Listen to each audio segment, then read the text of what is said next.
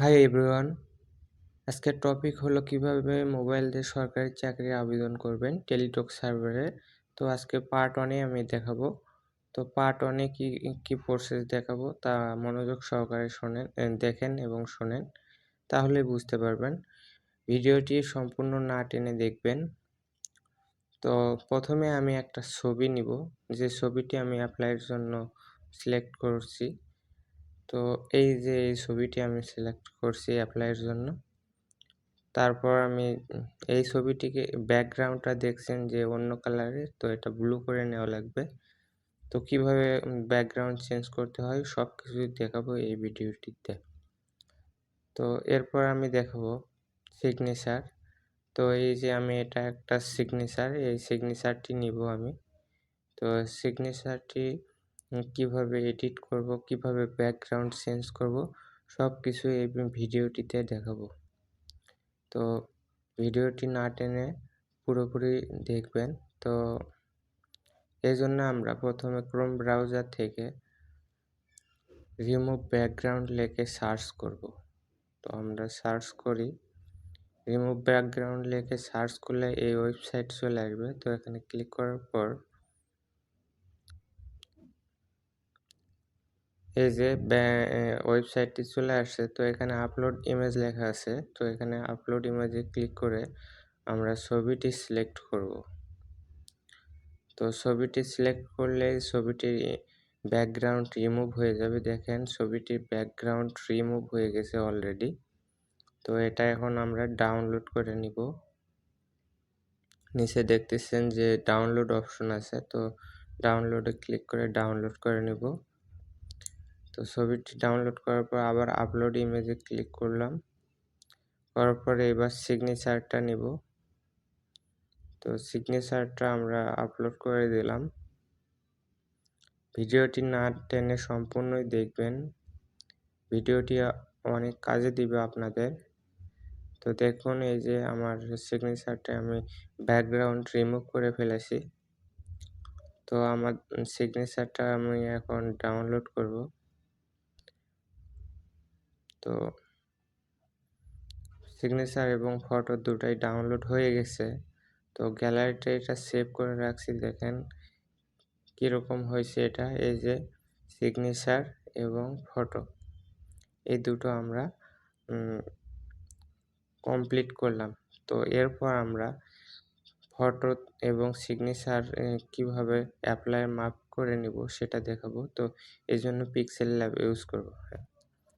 টেক্সটটা কেটে দেব, তারপরে উপরে 3 ডট মেনুতে ক্লিক করব। 3 ডট মেনুতে ক্লিক করার পর এখান থেকে ইমেজ সাইজে যাব। হ্যাঁ, ইমেজ সাইজে যাওয়ার পর এখানে ইমেজ সাইজ বসিয়ে দেব। তো ইমেজ সাইজ হচ্ছে ফটোর জন্য 300 বাই 300 পিক্সেল। তো আমরা 300 করে দেব। 300 করে দেওয়ার পর ওকে করে দেব। তারপর ফটোর ব্যাকগ্রাউন্ডে যে কালার থাকে রঙিন কালার, তো রঙিন কালারটা দিয়ে দেব আমরা। এজন্য কালারটা চেঞ্জ করতে হবে।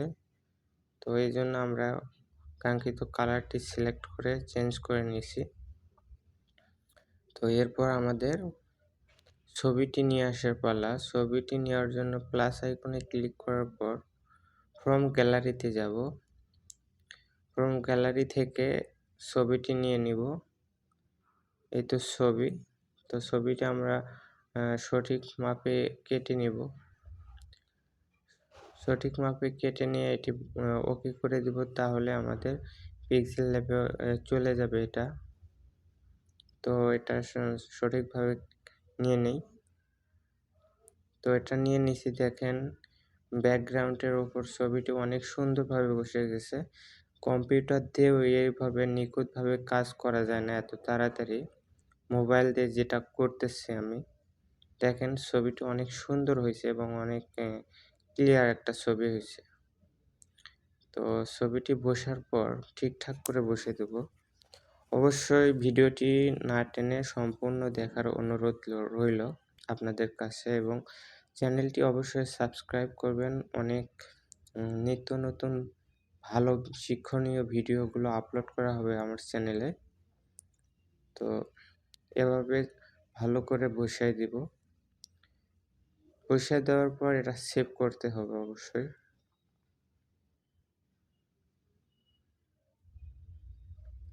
তো অবশ্যই চ্যানেলটি সাবস্ক্রাইব করবেন এবং মতামত জানাবেন যে কীরকম হইল ভিডিওটি। তো সেভ টু গ্যালারি করে দিব, তাহলে এটি সেভ হয়ে যাবে। ছবিটি অলরেডি সেভ করে নিছি আমি।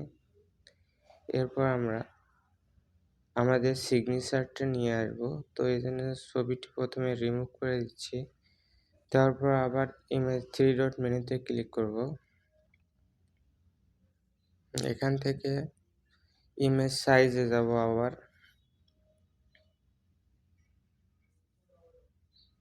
এখানে ইমেজের সাইজটা হচ্ছে উইডথ হচ্ছে 300 আর হাইট হচ্ছে 80 পিক্সেল।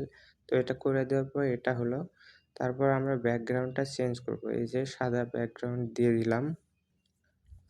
তো সাদা ব্যাকগ্রাউন্ড দেওয়ার পর আবার প্লাস আইকনে ক্লিক করে রিমুভ করা ব্যাকগ্রাউন্ড সিগনেচারটা আমরা নিয়ে আসবো গ্যালারি থেকে।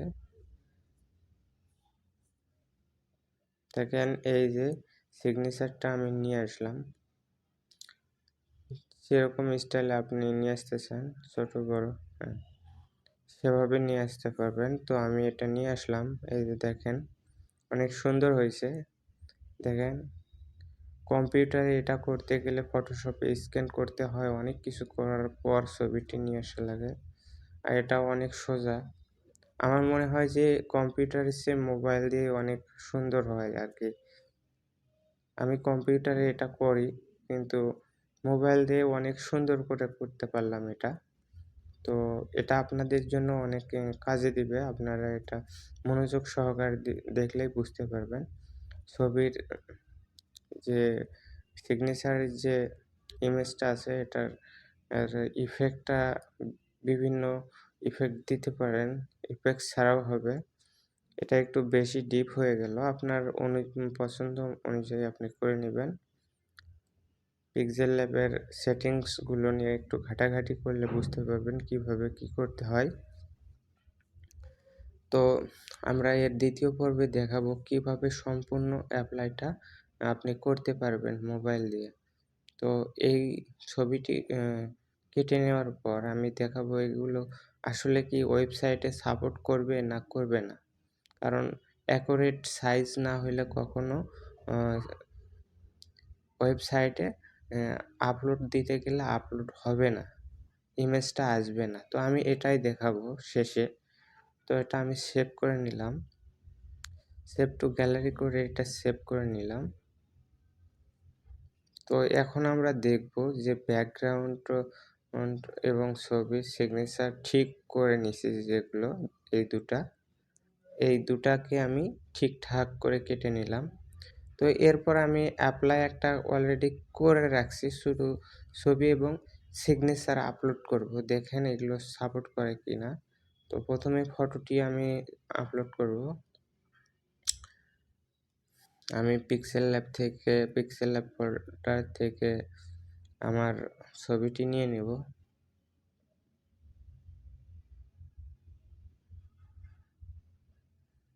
দেখেন যে এক ক্লিকেই ছবিটি অলরেডি বসে গেছে। তারপর আমরা সিগনেচারটা নিব। তো সিগনেচারটাও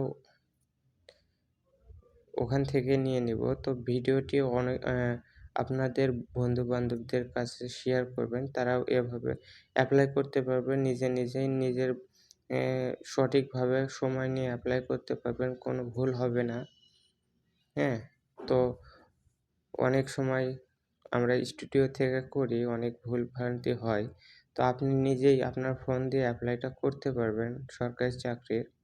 কারণ একটা ভুল হইলে আপনার চাকরিটা নাও হইতে পারে। দেখেন আমি এটা বসায় দিয়েছি অলরেডি।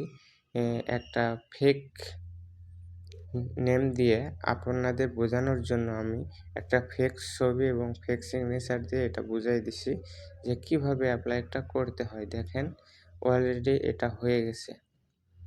সিগনেচার এবং ফটো। তো ভিডিওটি ভালো লাগলে আপনাদের কাছে একটাই অনুরোধ, আমার চ্যানেলটি অবশ্যই সাবস্ক্রাইব করবেন। ধন্যবাদ সবাইকে।